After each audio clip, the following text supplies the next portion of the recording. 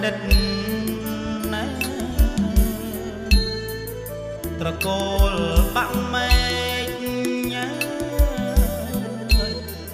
ទឹកភ្នែកបរោះ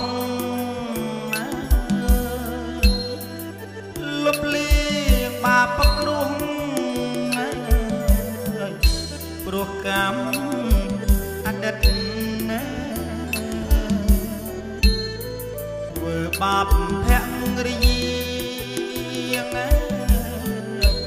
ឲ្យក្រំគ្រាចិត្តត្រត់ត្រងរួមរិទ្ធណាលងជីពិតស័យទុកលឹងទូកលិចកណ្ដាលទន្លេសំបុកងាយអត់មេរញ៉េរញ៉ៃទុកលឹងទូកលិចណាកណ្ដាលទន្លេ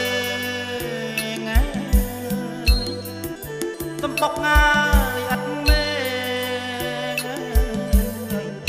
គ្មានទេសួស្ដីកូនហូត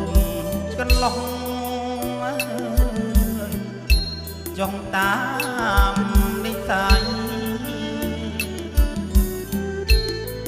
ទាំងស្ងាត់ឧបមា